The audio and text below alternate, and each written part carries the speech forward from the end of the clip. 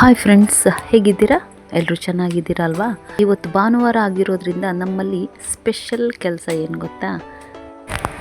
ಒಂದಷ್ಟು ಹೂವಿನ ಗಿಡಗಳನ್ನು ನೆಡಲಿಕ್ಕೆ ಬಂದಿದ್ದೀನಿ. ನನ್ನ ಫ್ರೆಂಡ್ ಒಬ್ಬಳು ಒಂದಷ್ಟು ಹೂವಿನ ಗಿಡ ತಂದುಕೊಟ್ಲು. ಹಾಗಾಗಿ ಅವನ್ನು ಈಗ ನೆಡಬೇಕು. ಈ ಕಳೆಗಳು ಎಷ್ಟು ಕಿತ್ತರೂ ಮತ್ತೆ ಮತ್ತೆ ಬೆಳೀತಾನೇ ಇರ್ತವೆ. ಅದನ್ನು ಸ್ವಚ್ಛ ಮಾಡೋದಕ್ಕೆ ಸಾಧ್ಯ ಆಗಲ್ಲ. ಅಲ್ಲದೆ ನಮಗೆ ಹಾಲು ಕೊಡೋರೊಬ್ಬರು ಕೊಯ್ಕೊಂಡು ಹೋಗ್ಬಿಡ್ತಾರೆ ಅವ್ರ ಹಸುಗಳಿಗೆ ಅಂತ ಹೇಳಿ. ಹಾಗಾಗಿ ಇವನ್ನೆಲ್ಲ ಬೆಳೆಯೋದಕ್ಕೆ ಬಿಟ್ಟಿದ್ದೀವಿ. ಇಲ್ಲಾಂದರೆ ನಾನು ಅವಾಗವಾಗ ಕ್ಲೀನ್ ಮಾಡ್ತಾ ಇರ್ತೀನಿ. ಇಲ್ಲಿ ಗಿಡ ದೊಡ್ಡಕ್ಕಾಗಿ ಹೂ ಬಿಟ್ಟ ಮೇಲೆ ಮತ್ತೆ ನಾನು ನಿಮಗೆ ತೋರಿಸ್ತೀನಿ ಅದನ್ನು ವಿಡಿಯೋ ಮಾಡಿ.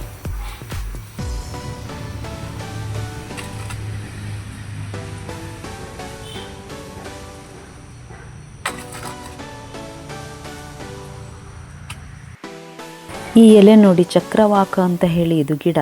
ಇದು ಔಷಧೀಯ ಗುಣಗಳನ್ನು ಹೊಂದಿರುತ್ತೆ ಅಂತ ಹೇಳಿ ಇದನ್ನು ಆಯುರ್ವೇದದಲ್ಲಿ ಬಳಸ್ತಾರೆ. ಹಾಗೆಯೇ ಇದು ಕಕ್ಕೆ ಗಿಡ ಅಂತ ಹೇಳಿ ಬರುತ್ತಲ್ಲ, ಕಕ್ಕೆ ಹಣ್ಣಿನ ಸೊಪ್ಪಿದು. ಇದನ್ನೆಲ್ಲ ಪಲ್ಯ ಮಾಡ್ಬೋದು.